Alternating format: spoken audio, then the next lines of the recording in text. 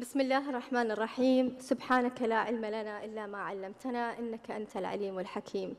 Esteemed delegates, fellow colleagues, ladies and gentlemen, a very good morning to all of you.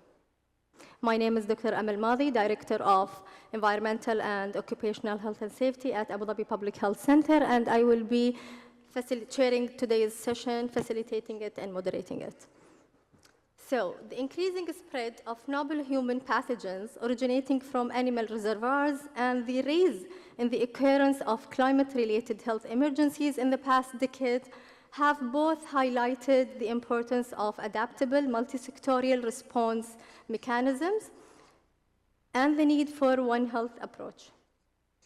Integrated and interoperable systems linked with animal, environmental, public health, and other relevant sectors are essential to detect, prevent, prepare for, and respond to health emergencies.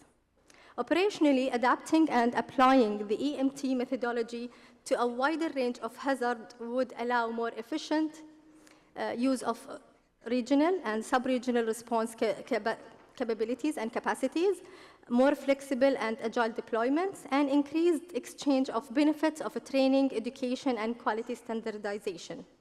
This, however, requires innovative approach in health financing, digitalization, science and technology, and a stronger partnership and collaboration on all human-animal environment interfaces, including zoonotic diseases, emerging infectious and vector-borne diseases, antimicrobial resistance, foodborne diseases, and climate-related health events.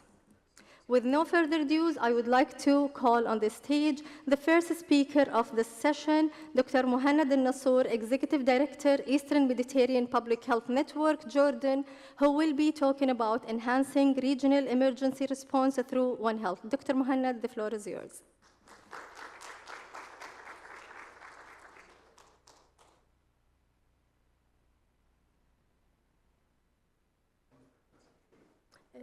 The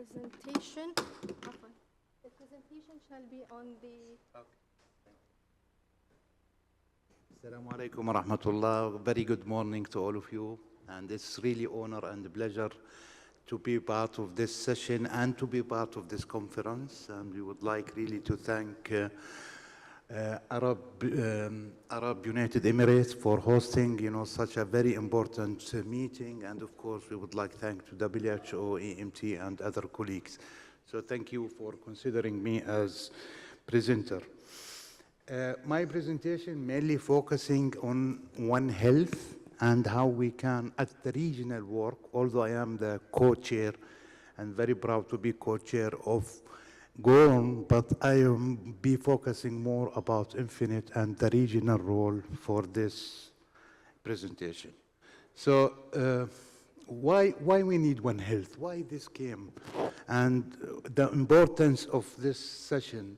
So first of all, it has to address that 75% of our now diseases are coming from infectious. Among the infectious diseases, 75% are zoonotic diseases, which is something that alarming, especially that we are also witnessing increasing in the percentage or burden of the zoonotic disease. So zoonotic disease is growing, and this is something that we thought, especially in our region, that we are coming only with non-communicable diseases. However, re-emerging zoonotic disease is becoming back faster than we can manage and cope. So why? As I said, it's related to the impact of pandemic has increased using annual income. And, when we need to talk with the team leaders or, the decision makers, we have to show numbers and to show money and the statistics. And this is the impact of One Health by USG government. And also, we have, ecosystem, and this is very important things that we need to start focusing on. We keep talking about controlling. However, we should not forget ever about preventing. So always we are preventing before controlling. So this is the key message that I would like to deliver during my presentation. So, as any other thing, we need to think strategically and to see the overall picture to better understand the details. So this is the overall, One Health approach. It's system thinking, whole security planning, global health security. We are part of the global health security. And nowadays, as we keep saying and listening that there is no borders, and this is the fact, and this increased by the One Health approach. And again, cross-border descriptions, and many of our countries are bordered, and we saw many of the diseases are coming from country to country. Nobody's safe unless we all are safe. Again, so what we mean, or the action tracks, we have 6, I remember 6, I am not seeing very well, but we have 6 tracks. And this is what we talk about One Health. We have to consider also the antimicrobial resistance, controlling and eliminating zoonotic diseases, reducing the risk from emerging and re-emerging diseases, and many other things. So this is the overall what we should know about One Health to better understand what we are engaging. So why?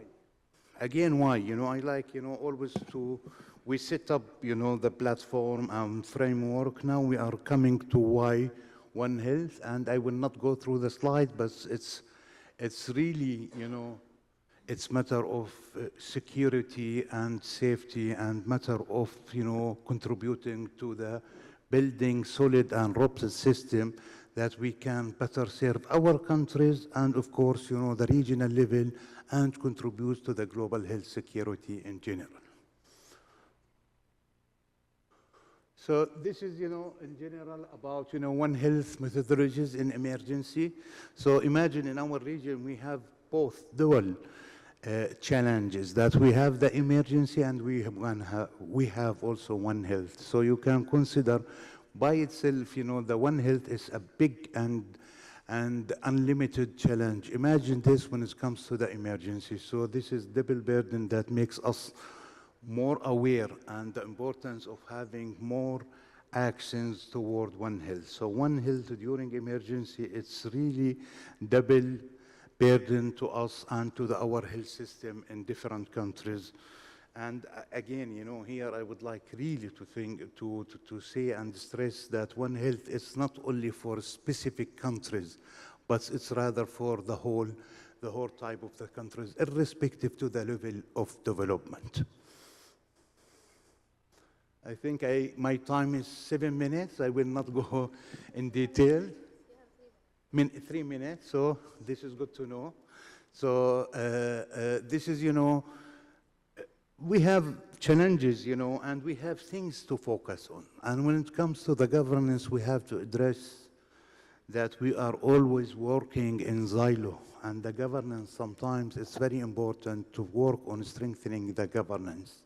So governance is coming, it's very important. And the beauty and the difficulty of One Health that we are working with different sectors. So multi-sector coordination and collaboration is very important. Sometimes within the ministry or within the health ministry and affairs, it's very difficult to coordinate. So imagine we have to work with the environment, we have to work with agriculture, we have worked with municipalities, so different. That's why as much as we have a strong governance, this will be very helpful. Now moving to the capacity building and the importance of the capacity building. So we need to rechange or develop our thinking to cope with the concept of One Health. In the past 20 years, we were focusing only on, certain type of response to any outbreak. Nowadays, we are talking about One Health and how we can build the capacity of our colleagues, in the area of One Health. Again, funding and resources, and I think as much as we are coming to work together and coordinate our work, this will be reduce the burden of funding and how we can secure and save funding. I did not mention here the research, but I consider it part of the building capacity. This is very important area, and it's not luxury when we need evidences, evidence-based, to serve the policymakers. So having, research, operational implementation research to serve policymakers, and, data to be shared in the right time, etc. So about Infinite, I will be in brief. I am person, of course, with colleagues. Without them, we cannot do alone anything. But we always thinking about drawing things, writing things, and to make sure that we understand the concept. So as I said, the importance of the data sharing and risk communication, community engagement that we are lacking in many places in our region, we have to focus on, and other component as seen. So again, having the framework and having the vision is good, but at the end of the day, sometimes we need the operational guide that can tell us how we can do things. So this is, Infinite, with the operational guide for the climate change and for the One Health. By the way, One Health, I consider One Health is the biggest umbrella that where climate change can come part of the One Health approach. I will stop here, and thank you very much. And it's a pleasure to have any discussion as the facilitator decides. Thank you very much. Thank you very much, Dr. Muhannad. Please make sure you stick around so you can be part of the third part of the session. I would like to call now on the stage Dr. Mahra Al-Hosani, Section Head Preparedness and Response from Abu Dhabi Public Health Center, who will shed light on integrating One Health approaches to strengthen the EMT and surge response capacity in UAE. Thank you, Dr. Amal. Assalamu alaikum. Good morning, everyone. I'm very pleased to be here with you today, and I'd like to thank the organizers for this event. It's really a pleasure to be here around experts and to talk, share experience on very important topics. Today, I'll be talking about One Health. I think you'll be hearing enough of One Health today. That on itself is not enough to emphasize and stress upon the importance of One Health. So we'll touch up on the One Health concept like my colleague just mentioned. Why is it important? What is it? Integration of One Health in the UAE. We'll shed some light on the experience of UAE at the federal level and the local level. We will touch on some examples from the past and present because One Health is not a new concept. It has been existing for a while, but I think putting a name to the practice or the right of practice to prevent disease, to prevent conditions in the environment or in the communities that will cause disease, I think this came to formalize as the One Health concept. But since forever, we know this risk exists wherever there is the interaction between humans, animals, and the environment. So before we talk about what is One Health, I think it's also important to touch up on what is not One Health. One Health is not one person who is just a One Health expert. It is not a single department operating to deliver One Health services. One Health is a concept that is applied across the multiple sectors, departments, or even agencies and entities. So they work all together to achieve this goal or outcome of prevention and control. The importance of One Health, not only for detection of the pathogens, but it put the entities and the different stakeholders in one system so that they'll be able to communicate, to share information and plan for the right response and prevention measures to be taken. And that's not to address only the human health, we're talking environment, we're talking animal health, and even the security of the communities and the countries. So it comes also to mention the economic effect that we will see also later on. So with all that being mentioned, it is very efficient and the efficient approach to prevent, to control, and to maintain this ecosystem between the different responders. The impact of environment on One Health. So we know that, just my colleague mentioned that 70%, 75% of the emerging infectious disease came from animal source.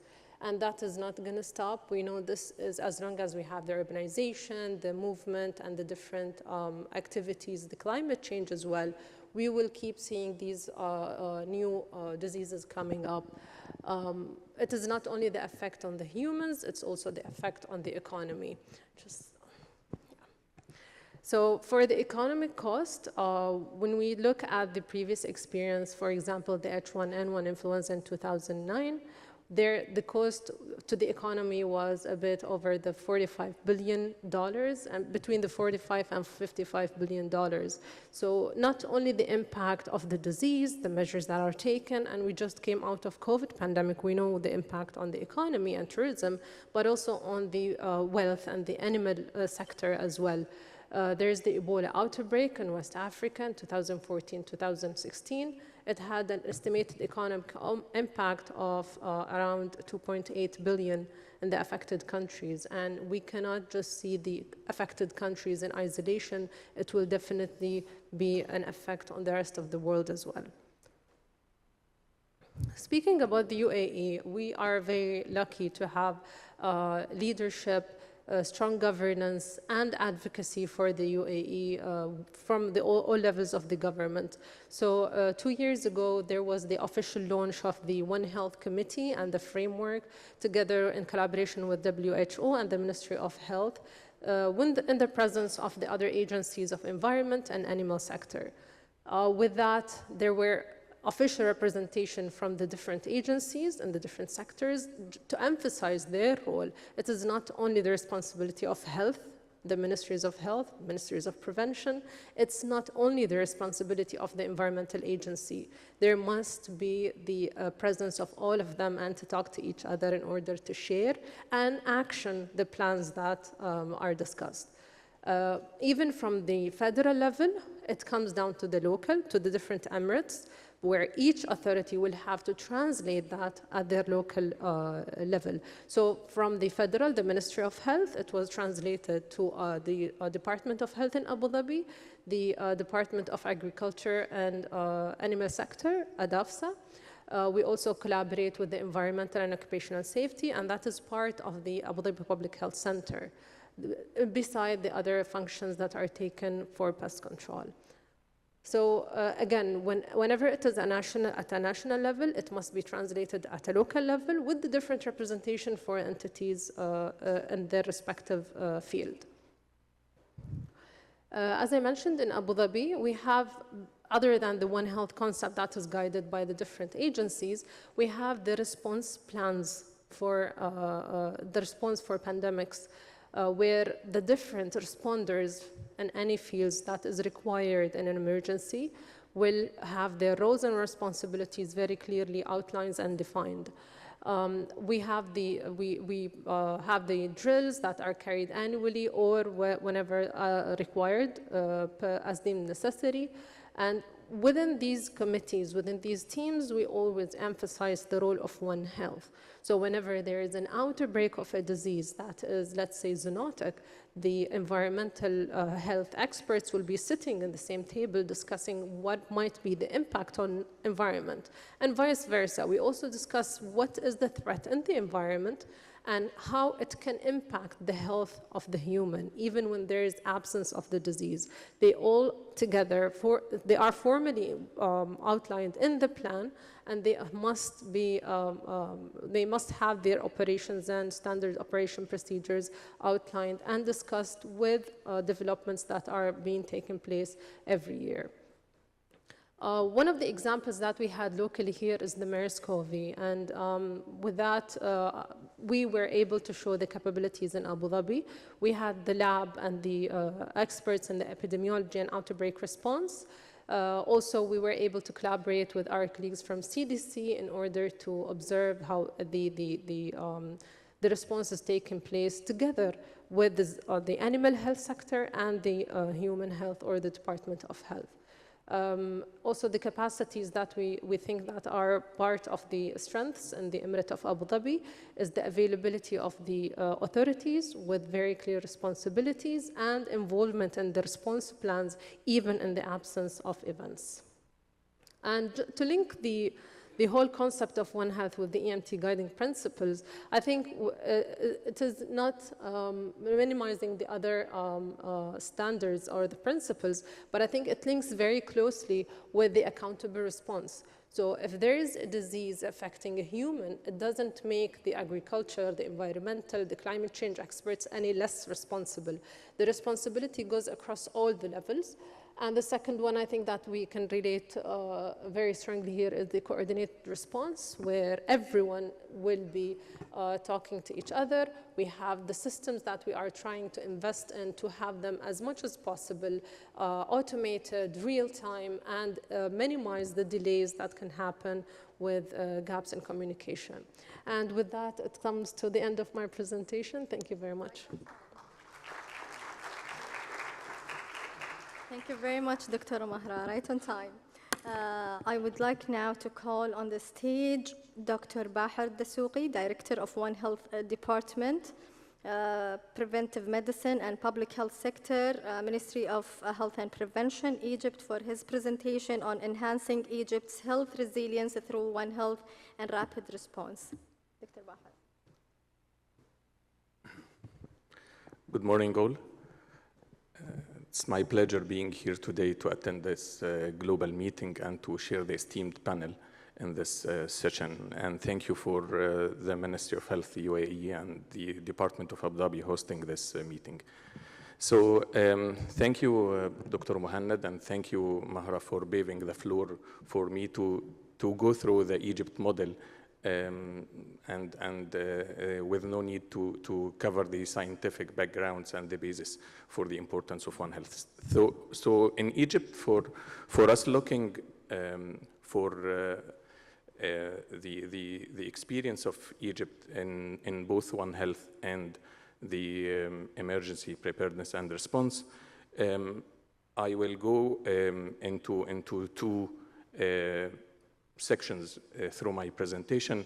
The first is looking through the One Health lens, and we will have that Egypt started its coordination and collaborative approach maybe through the early 2000s, and we have one of the best examples for the coordination and collaboration that was evidenced by the four-way link, which was a collaboration between the Ministry of Health and Population and the Ministry of Agriculture under the One Health approach to prepare and respond to the avian pandemic influenza at that time.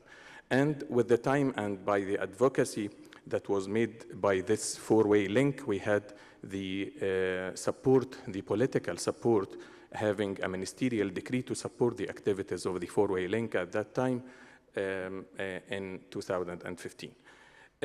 By the time, we had more than one zoonotic diseases coming into the priority list rather than the avian influenza. So we had Brucella, Rift Valley, TB, and others, and also another topics rather than the zoonotic diseases like the AMR and the food and water safety and security issues. So the four-way link emerged into what was called at that time in 2018, the One Health Technical Advisory Group, covering more topics and engaging more stakeholders at that time. So we had representatives from Ministry of Environment, representatives from Ministry of Local Development, representatives from Ministry of Higher Education, Scientific Research, and others coming on board by the time. And then when we were healing after the COVID-19 pandemic, and with the lessons learned at that time, we thought that we have to move into a national strategy for One Health. And using the momentum when was Egypt preparing to host the COP27, we started with our stakeholders on drafting the national strategic framework for One Health in Egypt, and we finally had the national strategic framework launched in April 2023 with the representation of all the stakeholders that worked on this document: the Ministry of Health and Population, Ministry of Agriculture, Ministry of Environment, again, the local development, the Ministry of Higher Education, the Egyptian Drug Authority in Egypt, and the Food Safety Authority, and also in collaboration with international partners, the WHO, the FAO, the support of the MFINET, the support of the CDC, all were invited to attend the ceremony of the launching of the National Strategic Framework for One Health in Egypt. So we had finally the document with 5-year lifespan. We agreed in the document on 5 main technical themes. They are aligned almost to the global themes. And we had a group of technical capacities that we agreed to fulfill within each technical theme.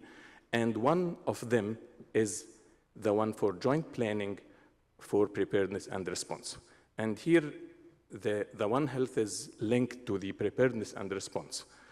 And for the second part of my presentation, looking through the rapid response lens, we also started the upgrade and the reform of our rapid response workforce at the Ministry of Health and Population with updating our SOPs, and then having a stakeholder meetings considering the One Health approach when drafting the SOPs and the importance of them being on board, and then adapting the training package in collaboration with all partners, and then having the all-hazard training and drafting the M&D framework also to follow up and evaluate the activities, and having the refresher training for those nominated to be the core teams for rapid response. And we finally finalized the SOPs, or we transformed its name into the management guidelines for public health rapid response workforce in Egypt. But the thing that I want to highlight here is that it applies to all stakeholders, and it covers the role of all the key players in the response activity. Looking towards more integration, maybe internally within the Ministry of Health and Population, we started exploring the opportunities for integration with the EMT, with the emergency medical teams, and we had this, I think, very fruitful and important activity maybe a couple of months ago, exploring the areas for integration and strengthening the collaboration between the rapid response workforce and the emergency medical teams. And we started drafting like a preliminary plan that we are going to work on during the next year. So this planning and strategics that I mentioned are aligned with a lot of activities that were done, that if we went in depth for each activity, you will find representatives from all the related departments and stakeholders. Either the activity was mass gathering events like the COP27 and the Egypt hosting for the Handball Championship 2021 at the peak of the COVID-19, and also in preparing and response to the crisis in Sudan and Gaza at the Egypt borders, and even during response to different disease outbreaks that are ongoing jointly between different teams. So thank you. And at the end, I want to say that yes, it is sure an all-hazard One Health approach. Thank you. Thank you very much, Dr. Bahar.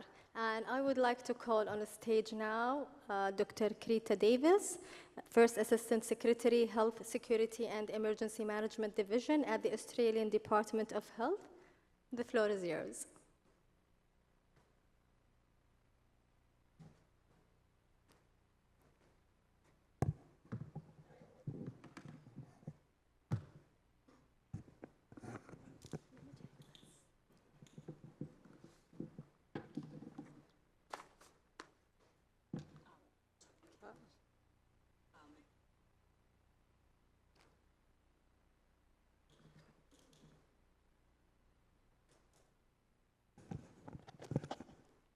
Hi everyone, sorry about that.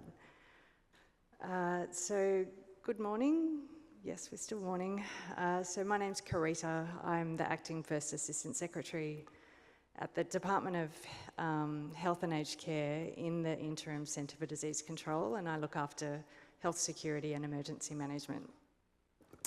And I'm based in Canberra. So it's a real pleasure being here today, a little bit last minute, at the EMT Global Meeting. And I really hope that you're all enjoying it as much as I am. And really, you know, it's such a great opportunity to share information and make new friends and reacquaint with old ones. So I'm going to start with this picture, which shows our AUSMAT members at a COVID-19 training to First Nations primary care services in the Northern Territory, Western Australia and South Australia. And this photo was taken in 2020 in a very remote location in Australia at Uluru, which is about, it's over 2,500 kilometres by road from where I live in Canberra.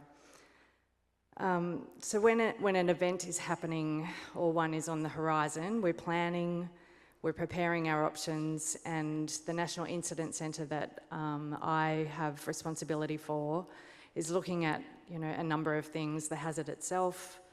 Sorry, is there an echo or is it just me? Okay,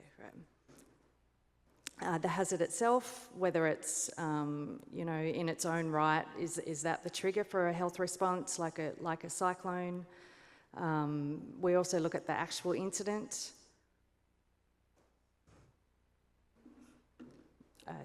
That's fine. No. No, thanks. We're also looking at the actual incident. Is there damage to the health facility, for example, or is there a loss of staff? And then we manage the consequence. So if the healthcare service to people is limited, that's what will initiate our AUSMAT response. I'm going to jump a little bit between our EMT and AUSMAT and the Centre for Disease Control as they're quite interlinked. So the Australian government established our interim CDC on the 1st of January this year to improve the way Australia's prepared for and responds to health emergencies. Concurrently, the government also commissioned an independent COVID-19 inquiry, and this inquiry report was released just last week, and my colleagues in Canberra right now are answering questions about that to our senators, which I'm luckily maybe missing while I'm here. And the government's response, one of the government's responses to that inquiry was to confirm its commitment to establish a standalone and independent Australian Centre for Disease Control by the 1st of January.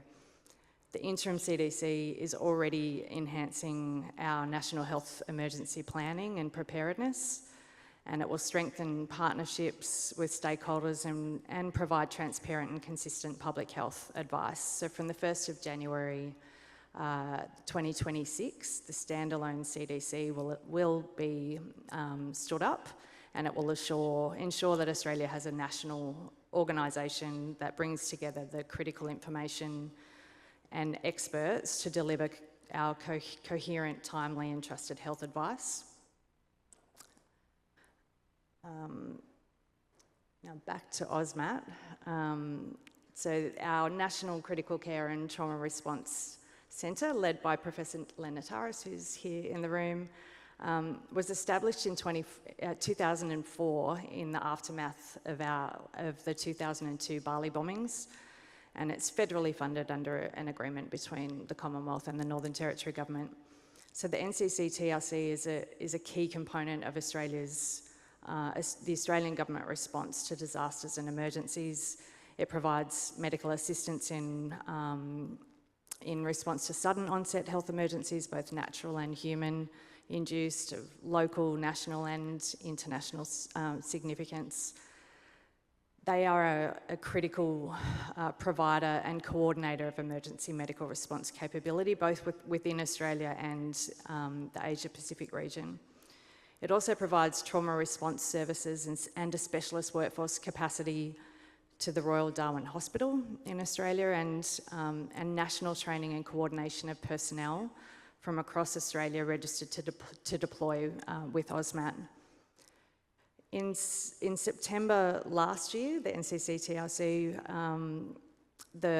was re-verified for a further 5 years, which is a really great outcome and something that the Australian government's really, really proud of. This slide shows AUSMAT deployments over the last 5 years from January 2019. So it shows the breadth of capability as well as the geography the Australian government deploys to. So from very remote Australia during COVID to Moldova, Samoa and Japan, there were 458 deployment roles during that 5-year period. And there's been joint deployments with AUSMAT, NZMAT and FEMAT, which there have been other presentations on as well. But I'm thinking about the bridge, though, that our emergency medical teams have with One Health and the essential members of the team of AUSMAT, which are environmental health practitioners.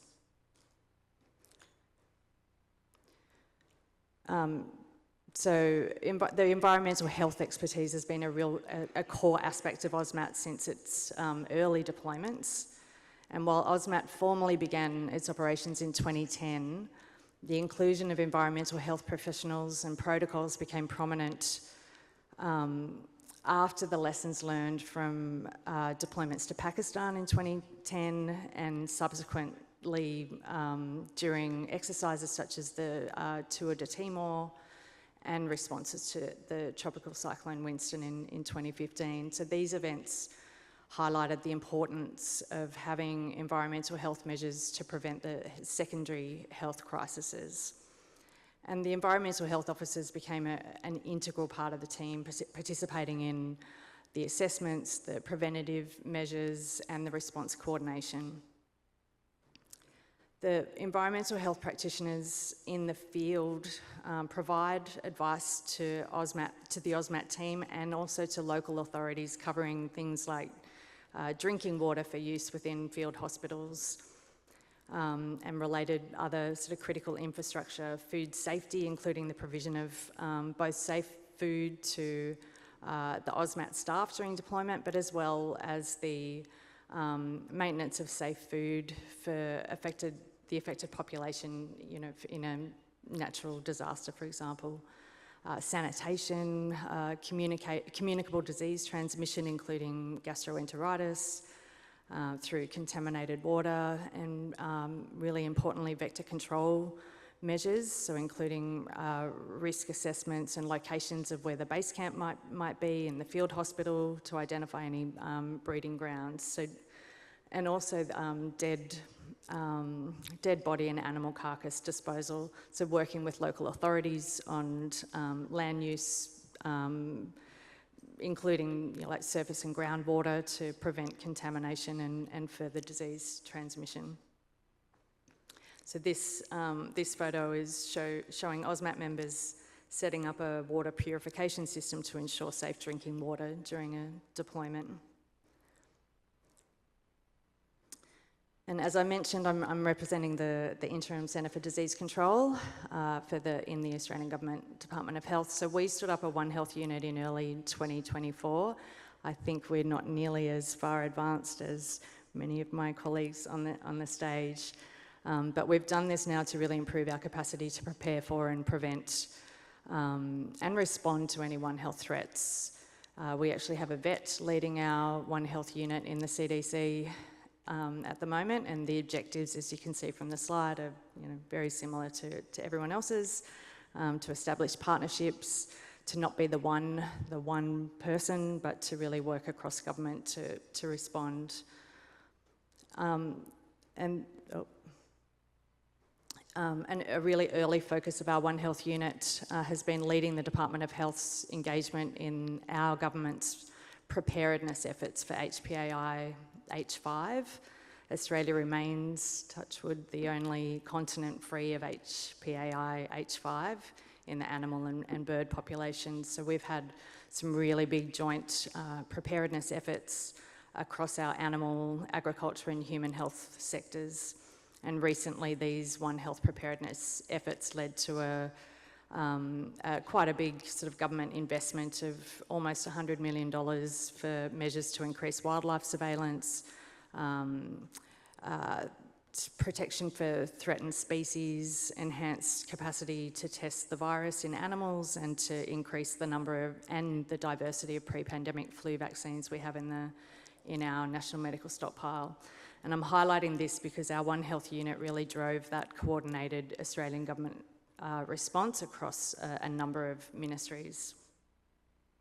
And we're continuing to build this capability in our One Health unit, and we're working really to engage our other sort of One Health colleagues across government in our preparedness efforts. And this work obviously will continue and to be a really important part of both the establishment of our independent Centre for Disease Control with the establishment of wastewater surveillance, for example, but also in our EMT preparedness and response capability, and recognising, of course, that animal, environmental and human health are all interlinked. So I think that's me. Thanks.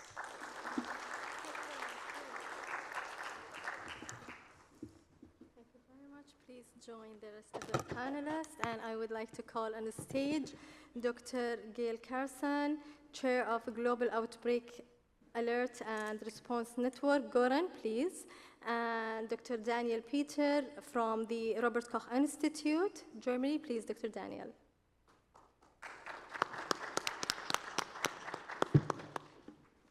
I would like to start with you, Krita. Congratulations on the establishment of the Australian CDC. Please tell us more about the establishment. Thank you. I think we're following in the footsteps of many other countries now, but we have established our interim CDC, which really covers a lot of health security, emergency management, data and surveillance, health protection. And I think this week our government announcing their commitment to forge ahead and stand up an independent technical advisory body, which will be independent to government, but obviously provide advice and work with our jurisdictions. We're a federated state nation, so really working collaboratively with our states and territories to build our data and surveillance systems and share that information. And one of the two really new focused areas for us are the One Health unit and our health security unit, and we're working hard to keep building those. So pending the passing of legislation over the coming 12 months, we'll have an independent CDC at the beginning of 2026. Oh, that's great news. Congratulations again, and wish you all the best. I would like to move to Dr. Mahra, starting from the regional, from the local context of the issue. Dr. Mahra, what are the challenges and, I'm sorry, I'll keep that question to you, Dr. Bahar. Okay, Dr. Mahra, what are the lessons learned from the regional collaboration and the Eastern Mediterranean and in UAE in aligning surge principles with the One Health approach? I think one of the biggest lessons that we learned, we're not living alone or away from what's happening in the region, especially the Emro region. It is going through different changes and conflicts beside the threats that are being imposed on the global level. So the collaboration is inevitable, and I think one of the strengths is the abilities that we have in different countries. However, we need to be able to address and establish these collaborations formally. So, for example, in Abu Dhabi, we have the surveillance laboratory, but maybe, alhamdulillah, we have the luxury of having a very good healthcare system. So, for example, the field epidemiology is one of the areas that we'd like to cooperate with the other countries in the same regions in order to improve. And in the same, we can contribute and share our experience in the epidemiology, the response to outbreaks, and the surveillance lab and experience. Thank you very much. I'd like to move to the regional context now. Dr. Bahir, what are the challenges and successes of incorporating One Health principles into the national emergency preparedness in Egypt? So thank you, Dr. Amal, for the question. I think this is very important to realize that all the good work that maybe Egypt is trying to do and the other countries are presenting also is always faced by challenges, and we have to overcome these challenges to go forward. So for Egypt, we can classify the challenges into like institutional challenges. We had to make a lot of advocacy in order to go forward in this multi-sectoral coordination and collaboration and involving this type of multi-sectorality into the rapid response activities, and also to define the TURs for different teams, different members within each team, in order to make this response harmonized and achieving the main goals. And also another type of challenges that we faced is the need for capacity building and educational awareness for the teams and for the community to accept this type of joint work. And maybe Egypt is one of the first countries to start the pilot phase for the One Health FETB with the support of Infinite and other collaborators, the WHO and the FAO. So thank you again to Dr. Muhannad and for the Infinite for the support that is always ongoing. And also, as all the middle income countries within the region, we are also facing a type of funding constraints. And here we are trying to maybe do like resource allocation, trying to do the same activities that the technical departments are trying to do, but with the concept of One Health. So that we are trying to overcome this. And also we are working on gaining more support from the international partners. And finally, Egypt succeeded to be accepted in the second round in the pandemic fund. And this is one of the good news that we had during the last month. Congratulations. So thank you. So this is for the funding constraints, and for the technical ones, I think that we also face the challenges in aligning the priorities between different departments, because maybe the Ministry of Health want to give priority to some events and the Ministry of Agriculture want to give priority for another. So we are in need to align these priorities, and we are working on these priority exercises to streamline the goals and the priorities. And also for the technical challenges is the understanding of different structures between different ministries and the relevant departments within each ministry, because sometimes those working at the Ministry of Health and Population are not aware of the organizational structure and who they should reach to start this response or joint response. So these are a group of challenges, and how we try to overcome them in order to proceed with the multi-sectoral collaboration and One Health approach in relation to rapid response. Thank you very much. This challenge seems to be unified across the globe. Speaking on the same nexus, I will ask you, Dr. Muhannad.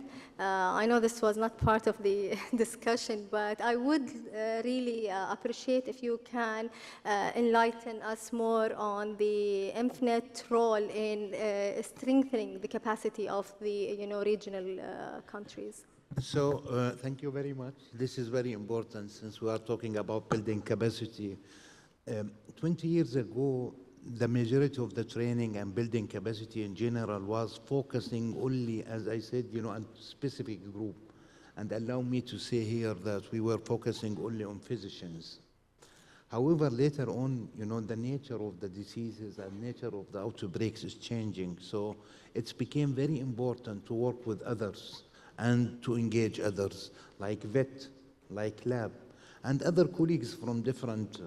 So we started doing, escalating our capacity building at the ministries of health in general. But later on also, the question became, and as we saw on COVID, even before COVID, maybe Ebola and other, outbreaks that we are witnessing every day in the region, the importance of engaging other ministries. It's not only Minister of Health, the only player there. So it's very important to work with agriculture, to work with the environment, municipality, as we know.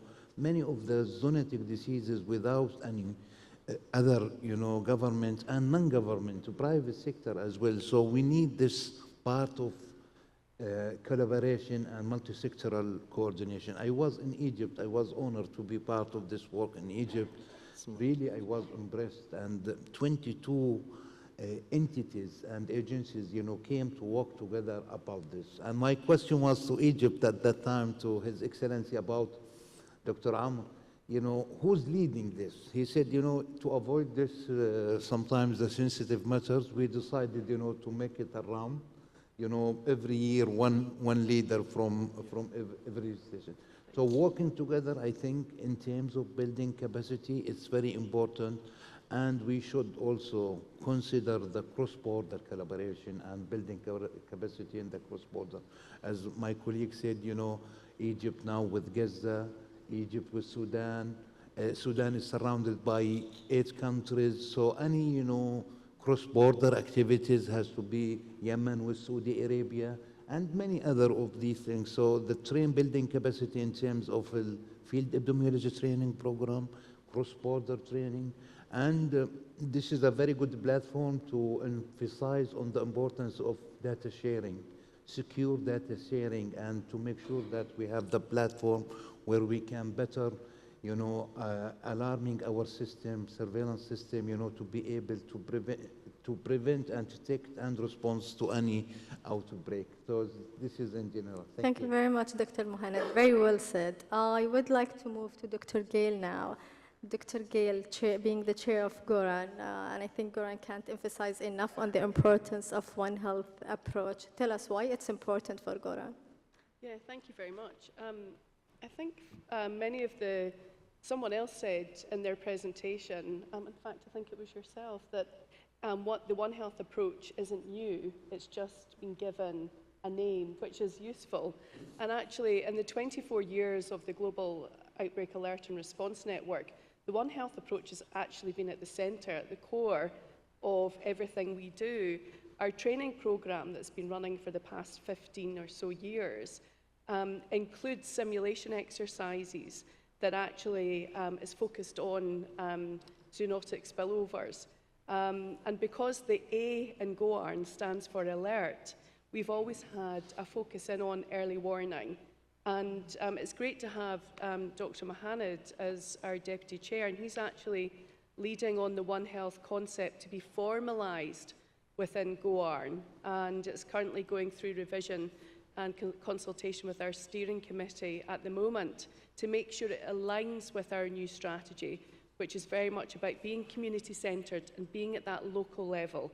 I know that in the past, GOARN's often been seen as the international deployment network, but actually we've always had a capacity building component to what we do, and that now is at the very centre of our new strategy, that focus on localisation and being community-centred. And many of the people that we've worked with and many of our partners come from multiple sectors, including the veterinary sector, who go out and capture bats in caves and test them for Marburg, etc., and then that information goes back into the response at the national authority level.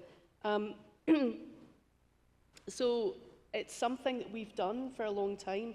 It's something that we still fully support, and because we do have the public health technical skill sets within our membership of over 330 institutions, we're currently discussing with Johanna and have been with Len prior to that, how the EMTs and GOARN could work more effectively together. I know that some countries, need that support less. I mean, we can all learn from Egypt, right? I mean, what they said was amazing.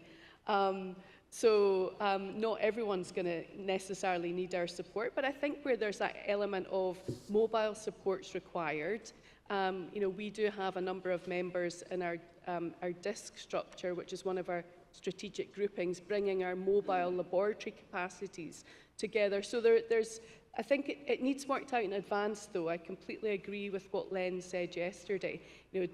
At the outbreak or the health emergency is not the time to be exchanging business cards. We have to figure out the detail, the operational detail in advance, and we're keen to do that.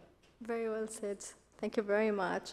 I'll move to our last panelist, Dr. Daniel. Given your expertise in the zoonotic diseases and environmental hazard, how can One Health principles be embedded into the EMT and rapid response operations to address complex health emergencies, particularly zoonotic diseases and environmental hazards? And what are the key barriers and enablers for effective regional and cross-border collaboration between EMTs and One Health actors in the emergency settings? Thank you very much. That's a long question. Let me jump right to one of my conclusions and be very honest with you. When I learned about 2 weeks ago that I was going to be in this panel, I had a vague idea of what One Health is. I knew it was several components. We've heard them before: animal health, human health, environmental health. But I had never really reflected of how EMTs, as one integral part, as human healthcare providers, could actually integrate into a One Health approach. So during the last 2 weeks, I tried to read and listen to all I could get a hold of when it comes to One Health. And I started to reflect. And so one conclusion or one takeaway for myself is that we need to know much more about the One Health approach. We need to really make an effort as EMTs to not just focus on human health, but to integrate into this overall approach. So allow me to share some reflections. The One Health approach is a multidisciplinary approach. We've heard that before, and acknowledging the complex relationships between environmental conditions, animal and human health. Experts, however, tend to work in silos, and I think we do that too as EMTs, focusing too much on their respective area of expertise and specific mandate. As human healthcare providers, we sometimes tend to simplify complex relationships between environmental conditions, zoonotic reservoirs, and human health, especially if human disease is the result of a complex interaction of multiple variables, and source control involves the environment and animal populations. As EMTs, we most likely only see the part of zoonotic diseases in our patients. And in our traditional setup, we're not even capable of diagnosing and confirming zoonotic infections. We usually don't have diagnostic or laboratory capacities attached to our EMTs. And yet, like I said before, we do represent one essential part of One Health, the human healthcare part. Especially as international EMTs, our arms, so to speak, are way too short to reach into the communities and provide health education, surveillance and protective measures. This is the field of other actors like national medical teams, public health teams, epidemiologists and anthropologists, among others. Animal health is not our mandate and competency either. Yet it is essential, especially if animals represent a reservoir or intermediate host for zoonotic diseases. Even more so if domestic animals are a source for zoonotic infections.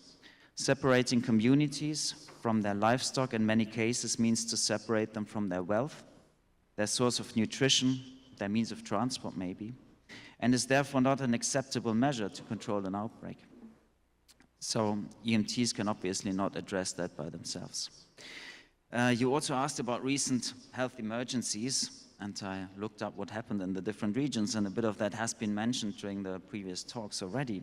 So at the moment, we're looking at Mpox, Marburg, and Ebola virus in the Afro region, obviously. We've all learned about Nipah virus outbreaks in the Searo region, and outbreaks of avian influenza, including H5N1, both in the Wipro and the PAHO regions. MERS-CoV-2 was mentioned for this particular region. And then if I think back of COVID-19 and how it actually spread back and forth between the human population and the animal population, and I'm thinking of mink farming, for example, in Europe, where mink farming, large quantities of minks had to be culled to eliminate that reservoir. It becomes obvious that there is a back and forth between the human and the animal population. And at least in the case of minks, like I said before, but also in the case of Nipah virus, H5N1, and COVID-19, like I said, and MERS-CoV-2, we have domestic animals or farmed animals acting as hosts for infectious pathogens. So what do we as EMTs have to offer to a One Health approach? EMTs can act as sentinels for the detection of zoonotic transmission. They can collect patient data to direct public health and veterinary interventions, and they can collect specimens to confirm suspected infections. In order to fulfill that function, however, EMTs must be aware of zoonotic infections and be trained to identify their signs and symptoms. They must be familiar with relevant zoonotic reservoirs and know transmission cycles of zoonotic pathogens. Self-sufficiency is a strong asset, and it is a minimum standard, at least for international EMTs. It's a strong asset that we can offer to colleagues from other fields. For example, to rapid response mobile labs, to epidemiologists, to anthropologists, and even veterinarians. And I'm not saying put up a tent in our EMT facility to treat animals, but we can provide a platform, especially if we operate in contexts where resources are very scarce, and this is why we have the self-sufficiency component. And I don't know, I'm not sure how many of the mentioned experts, like epidemiologists, rapid response mobile labs, actually do have a self-sufficiency component, but I know that as EMTs, we usually have much more water than we need, we have much more power than we need, and it's really not a big deal to set up an extra tent and host somebody and provide a base of operations for other experts. And I think now is the time to establish networks with other One Health actors. Now is the time to learn from each other, and now is the time to start preparing for a joint deployments.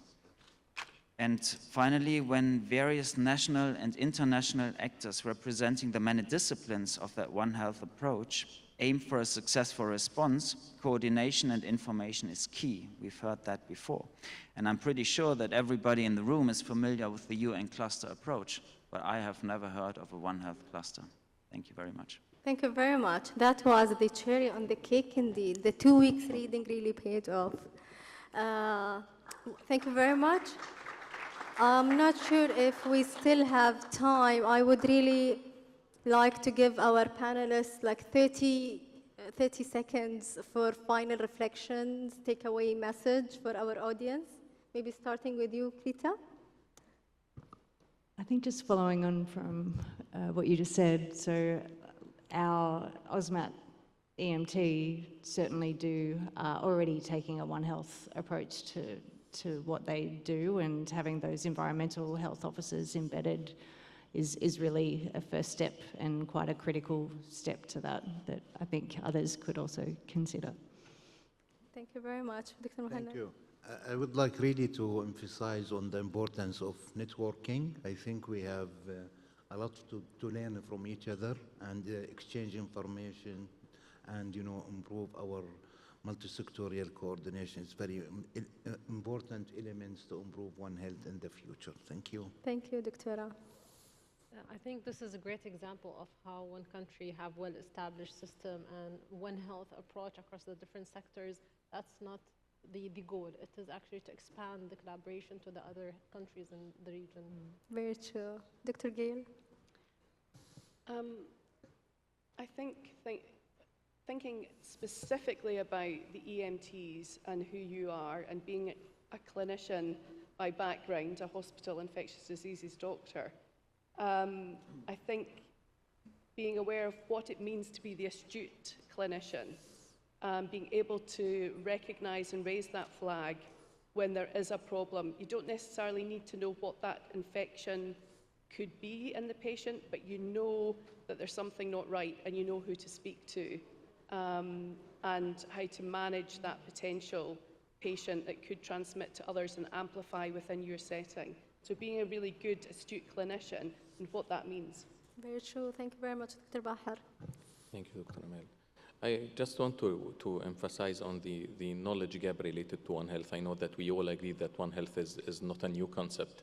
Maybe the name, as Gail said, but it's already, even the name is for at least 20 years. But we still have a knowledge gap related to One Health, and we still need to invest on promoting the One Health approach and its role in gathering efforts and making things go forward faster. Thank you. Thank you very much, Dr. Daniel.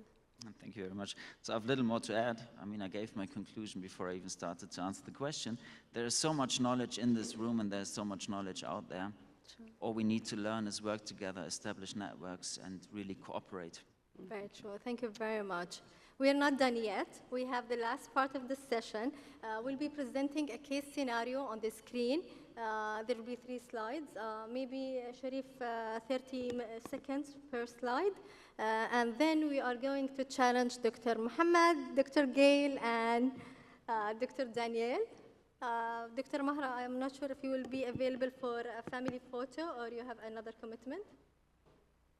Can we then, Sharif, have the family photo and then we carry on? Dr. Mahra, can you join back?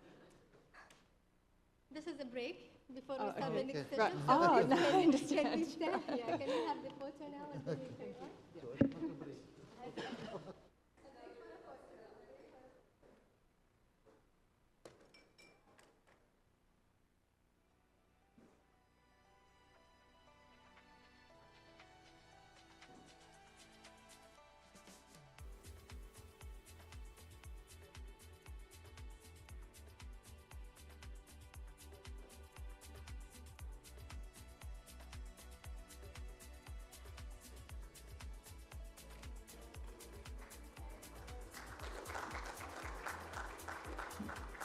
Thank you for the speakers, and Dr. Mohannad, if you stay on the stage, Daniel and Dr. Gail. Sharif, if we can present the case scenario. Okay.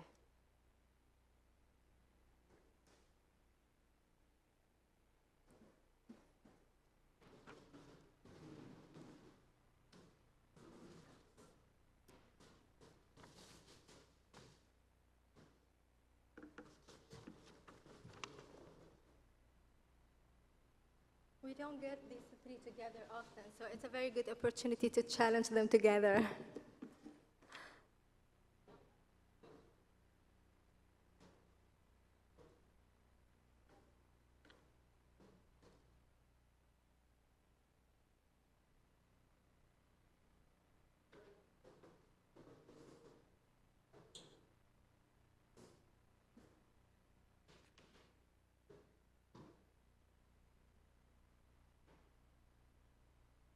Can I move to the next slide?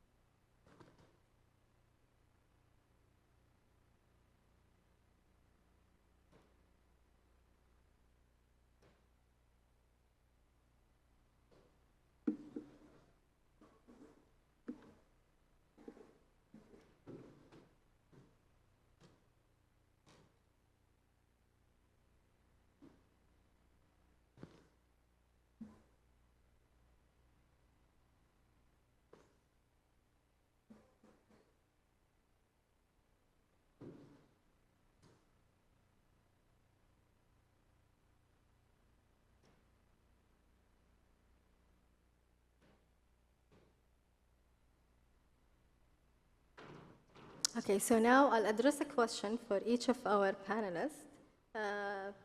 Kindly respond within 2 to 3 minutes, as I would like to leave 5 minutes for the questions from the audience. Again, that was not planned. Okay, so I'll start maybe with Dr. Gail. How can One Health principles be integrated into the EMT and veterinary response teams' operations to address both the human and animal health during complex health emergencies? Well, I can see one of my Kosovan colleagues from the National Institute of Public Health in the room. Yes, she's given a wave. So everything I know about CCHF, I was taught by the Kosovans in 2001, 2002, 2008. So I feel a little bit of a fraud from that perspective, particularly when they're here in the room. But I think it'll come down to, for the EMTs, effective partnership that's managed in advance, and Len's here as well. And I think that's the point that I think Len's always worth listening to, because he's done this job for a long time. And I think you have to pick up on the golden nuggets. And it is very much about planning and working through those partnerships in advance. And since it's about CCHF, we still don't have a therapeutic for CCHF that is approved and used and has an evidence base. There is a clinical trial protocol along the lines of a platform trial approach, which obviously needs funding and needs the numbers, which is likely to require, a multi-country approach. In this setting, though, maybe, just maybe, the EMTs might find themselves in a position, because it's a viral hemorrhagic fever that amplifies, where you might get the numbers that could plug into that clinical trial, and you would need to be ready for that. And I'm not going to go into the aspects of that trial and the plan for that. I can certainly put Len and Johanna, if they're interested, in touch with the PI. But there is that aspect of it.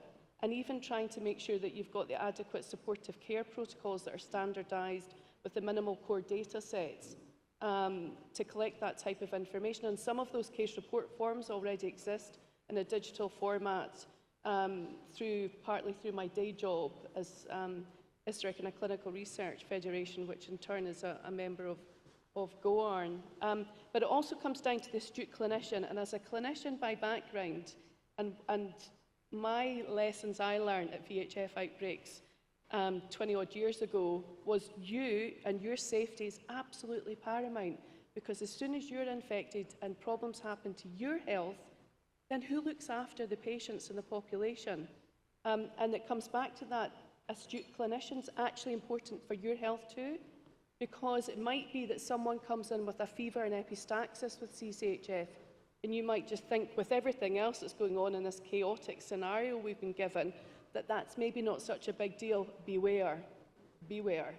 Because in Kosovo, ENT physicians have died because that's how they became infected, and they were the red flag that went up to identify nosocomial amplification within the healthcare setting. So again, I come back to that point about the astute clinician. So all of these things need to be thought through in advance before you hit a situation like that. It carries a high case fatality rate, and I've worked alongside, sometimes as GOARN, you have to go as one person and be integrated into the clinical team, for example, and you work with them on the day shift and the night shift, and you start to really understand what their needs are and what their pressures are and their challenges. And so I had a great honour to do that on a number of occasions with Professor Salih Ahmeti in Pristina, but also to go on field visits and to see the impact and that multidisciplinary need that's required. And sometimes you're in a situation where you have to work with the military, which is what happened with us with the K4 troops in Kosovo back in 2001. So it can be very complex, but I think if we fall back to our basic principles, which include preparedness, then we should be able to deal with that type of scenario. So thank you. Very true. Basic principles are the golden ones. I'll move to Dr. Mohannad. How can countries better coordinate cross-border responses to zoonotic diseases outbreaks, and how can regional networks like the INFNet enhance real-time collaboration? Yes, thank you. Infinite, simply what we are doing sometimes is to secure and offer platform where countries can share their experiences through different activities and learn from each other. I think in the region we have a lot of good things that we need to just, emphasize on the importance of exchange knowledge and networking among colleagues, among different countries. Also, we are assessing countries in terms of aligning with the international rules and regulations, and particularly here, very important to align with the international health regulation and to make sure how we can assess the countries. But at the end of the day, as much as we talking the same language, this will be much better to the all countries.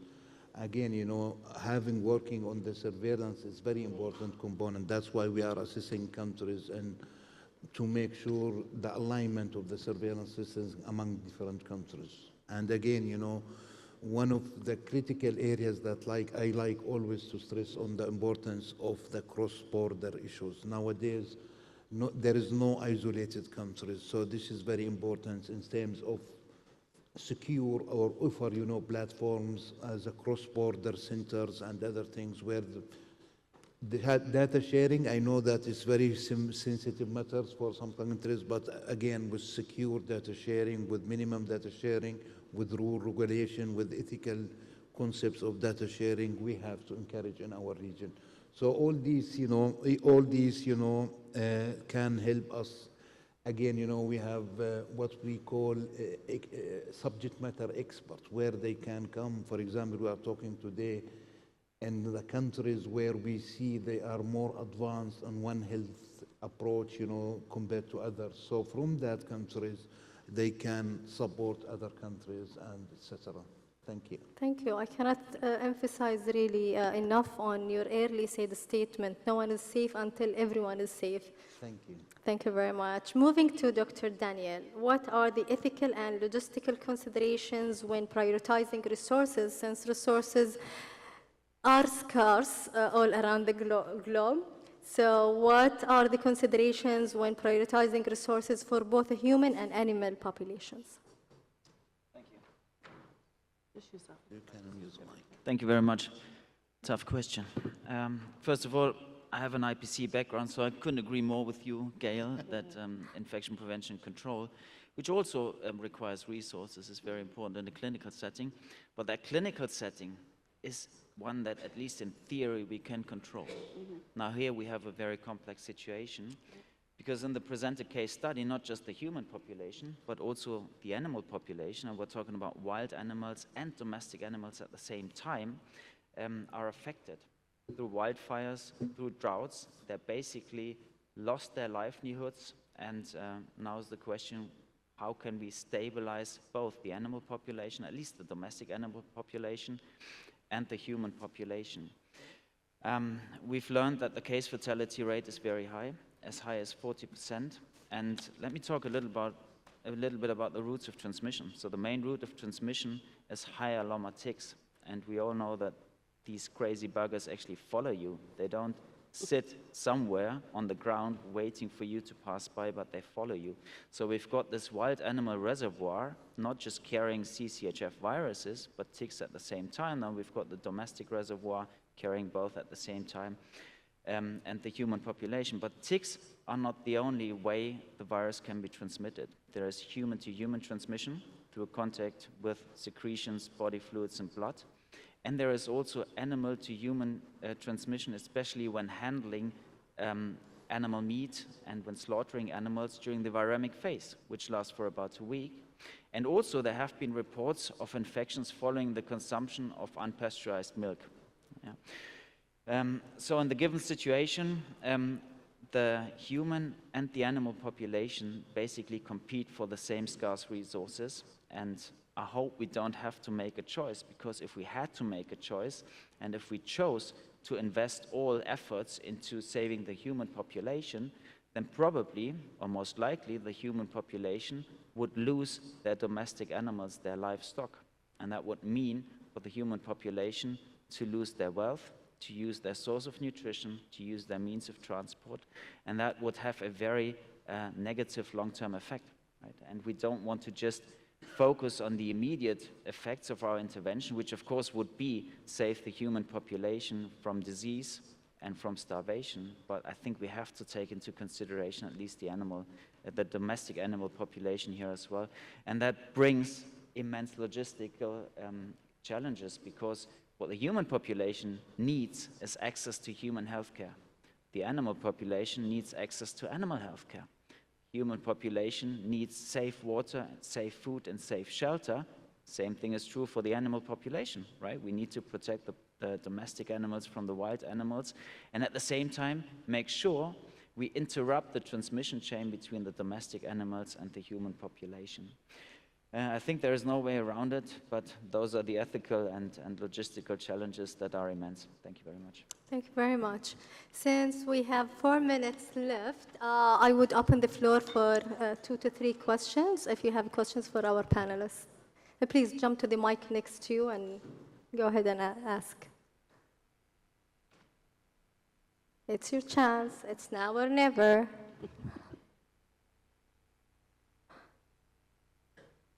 Thank you very much. Thank you very much to our speakers. That was very inspiring. There's a question? Yeah. Okay. Yeah. 2 questions. Have you changed your mind already? Or? Okay, thank you for our speakers. I claim that I am familiar with the One Health in a way, but my question is still, we need to build a strong framework that brings together the One Health and the EMT. As our colleague here mentioned in his earlier speech, it is not yet clear. So I think this is an opportunity as an outcome of this successful meeting, is to work together to define or to set a framework. And the question is how we can work together to do all of this. Thank you. Thank you very much. Who would like to take that question? How? So thanks, Hatim. I think part of it does follow on with the conversations that have already begun between the EMT senior leadership team and the GOARN senior leadership team. I realise we're only part of that mix of the partners that could help, but I think that's certainly part of it. I think, as we've already heard from Mara and others, that the One Health approach, it's not just about one person, it's not just about one discipline. It is about us figuring out how we support each other best. And so I think those conversations need to carry on. It's not something that can be decided quite quickly, because really the detail's important, and then the joint training can start. And I think Len's got a few ideas about how we can do that going forward. Thanks. I totally agree, and I totally agree that since we have institutions like the GORAN or even your institution, the INFNET, if one of these institutions takes the lead to propose a framework that can be, adapted by any country nation, that would be, a great effort, and maybe that will initiate lines or channels of further collaboration and partnership cross-border. Thank you very much. Please go ahead. Thank you. Actually, I just want to share more about Kosovo experience on Crimea-Congo hemorrhagic fever and to clarify 2 issues. One of the important issues in this case, it is the source of infection. Really, it is cattle, livestock in Kosovo. In a moment when we managed to cut contact of ticks with the livestock, we managed to cut an infection from ticks to human beings. So it is very important that in a moment that intervenes veterinarians and did it 3 times a year, this disinfection within animals, and cut this process of cycle of the virus among livestock and ticks. In the same time, we managed to decrease the number of cases among human beings. The good thing in all this situation is that human beings, it is bitten by ticks suddenly because they ask for livestock.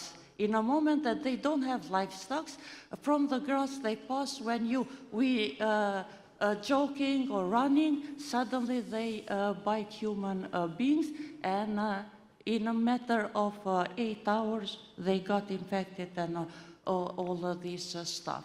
But if we manage to intervene in environment and in a livestock, a human being will be safe.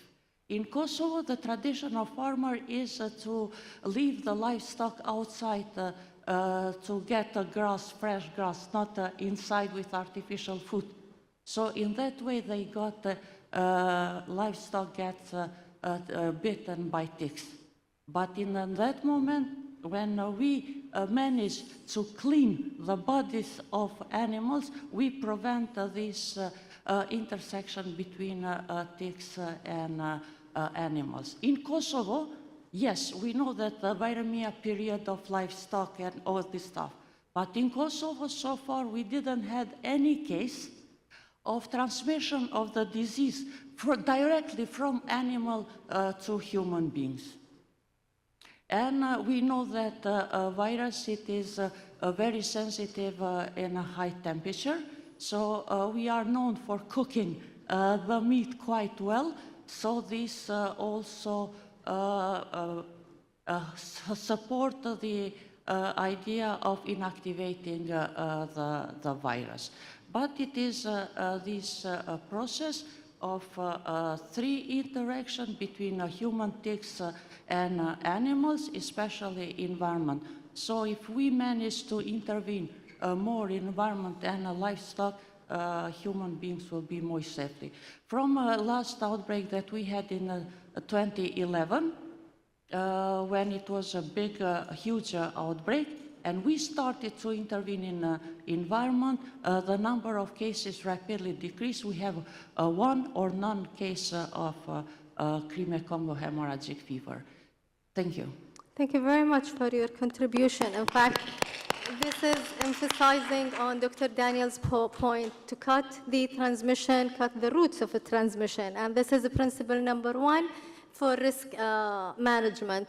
Thank you very much. It was an interesting session. I hope you enjoyed it as much as I did. Thank you very much.